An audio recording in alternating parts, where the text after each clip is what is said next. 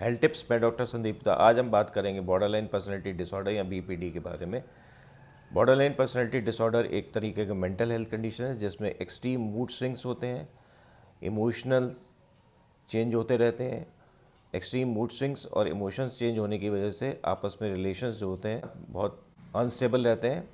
Patient अपने आप को नुकसान पहुंचाने की कोशिश करता है, उसकी सेल्फ इमेज उसे क्लियर नहीं होती है कि उसे करना क्या है, जिसकी वजह से वो अपना कैरियर ख़राब कर लेता है और अपने आपस में रिलेशंस ख़राब कर लेता है और डाइवोर्स के इंसिडेंसेस बढ़ जाते हैं। बॉर्डरलाइन पर्सनैलिटी डिसऑर्डर या बीपीडी के इंसिडेंस बहुत ज़्यादा नहीं है।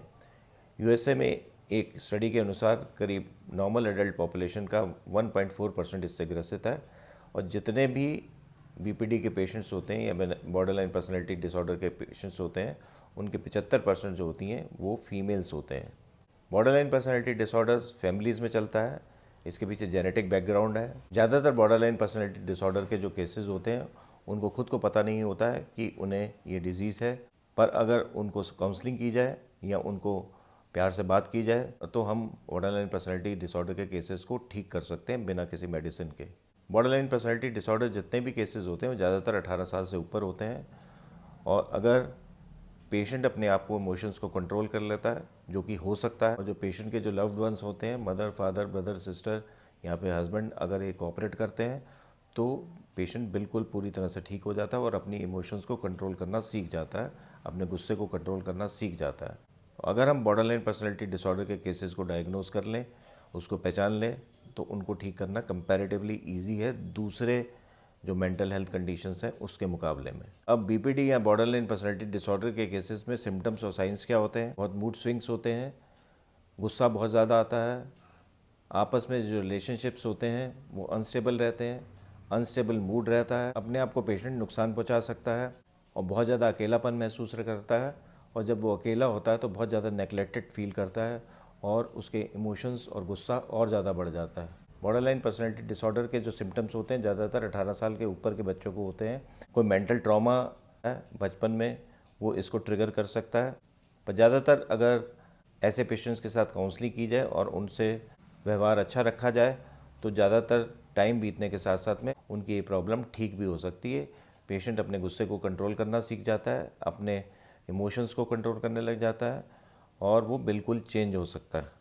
पर अगर हम बॉर्डरलाइन पर्सनैलिटी डिसऑर्डर के केसेस को नहीं पहचानते और पेशेंट के गुस्से को रियल में मान लेते हैं, उसको हम डिजीज़ नहीं मानते, तो ये प्रॉब्लम बढ़ती चली जाती है। अब हम उसके सिम्टम्स के बारे में थोड़ा डिटेल में बात करेंगे। पेशेंट जब अकेला होता है तो अपने आप को बहुत नेगलेक्टेड फील होता है, बहुत इंटेंस इमोशंस होते हैं उसमें और उनमें गुस्सा होता है बहुत और डर रहता है। अगर किसी रिलेशनशिप में उनको उतना रिस्पॉन्स नहीं मिलता है जितना वो सोचते हैं तो वो उस रिलेशनशिप से हमेशा के लिए दूर हो जाते हैं। दूसरे नंबर पर आता है कि वो अपनी सेल्फ इमेज के बारे में बिल्कुल क्लियर नहीं होते हैं कि उन्हें करना क्या है, उनका गोल क्या है, और उनके गोल्स जल्दी जल्दी बदलते रहते हैं। वो बिल्कुल परफेक्शन चाहते हैं जो कि हो नहीं पाता है और इसकी वजह से वो अपना कैरियर और अपनी पढ़ाई ये ख़राब कर सकते हैं या फिर अपने रिलेशनशिप रिलेटिव्स के साथ हमेशा के लिए ख़राब कर सकते हैं। उनमें एक्सट्रीम मूड स्विंग्स होते हैं जो कुछ घंटों से लेकर कुछ दिनों तक रह सकते हैं और ये सडनली होता है और इस समय उनके दिमाग में गुस्सा, डर या फिर किसी आदमी से घृणा रह सकती है और वो बहुत ज़्यादा दुखी और एंशियस रह सकते हैं। जब उनमें एक्सट्रीम मूड स्विंग्स होते हैं तो उनका इम्पल्सिव बिहेवियर होता है, वो कुछ फास्ट ड्राइविंग कर सकते हैं, ईटिंग डिसऑर्डर्स उसमें डेवलप हो जाते हैं या गैम्बलिंग करने लग जाते हैं या फिर एक दूसरे से लड़ने लग जाते हैं। वो अपने आप को नुकसान पहुंचा सकते हैं, किसी किसी केस में सुसाइडल बिहेवियर भी होता है।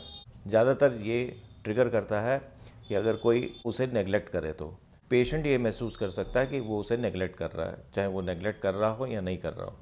पेशेंट को खालीपन सा महसूस होता है, अपने गुस्से को बहुत ज़्यादा कंट्रोल नहीं कर सकता है। जब गुस्सा आ जाता है तो उसे फिर बाद में महसूस होता है कि ये उसने क्या कर दिया, पर उस समय वो अपने गुस्से को कंट्रोल नहीं कर सकते चाहते हुए भी। पर इस चीज़ को वो धीरे धीरे कंट्रोल करना सीख जाते हैं लेटर लाइफ में, अगर उनके साथ अच्छा बिहेवियर रखा जाए तो। जब उन्हें एक्सट्रीम स्ट्रेस होता है तो उनमें कई तरीके के हेल्यूसिनेशंस होने लग जाते हैं। ये टेम्परेरी होता है और अलग से ट्रीटमेंट करने की ज़रूरत नहीं होती है। सारे बॉर्डरलाइन पर्सनैलिटी डिसऑर्डर के केसेस में सारे सिम्टम्स नहीं मिलते हैं, कुछ में 1 या 2 मिल सकते हैं, ज़्यादा भी मिल सकते हैं। बॉर्डरलाइन पर्सनैलिटी डिसऑर्डर्स के केसेस ज़्यादातर फैमिलीज़ में चलते हैं, इसमें जेनेटिक्स इन्वॉल्व है और ये ज़्यादातर केसेस जो होते हैं इनमें चाइल्डहुड में कुछ मेंटल या फिजिकल ट्रॉमा रहता है, उसके पीछे जेनेटिक बैकग्राउंड होती है। बॉर्डरलाइन पर्सनैलिटी डिसऑर्डर्स के पेशेंट को डायग्नोज करना बहुत मुश्किल है, क्योंकि इनिशियली आप उसको नॉर्मल बिहेवियर समझते हैं। जिस तरह के सिम्टम्स मैंने बताए हैं उस तरीके के सिम्टम्स अगर किसी पेशेंट में दिखाई देते हैं 18 साल से ऊपर के बच्चों में और ख़ासकर फीमेल्स में, तो उसका साइकेट्रिक एवेल्यूशन कराना चाहिए।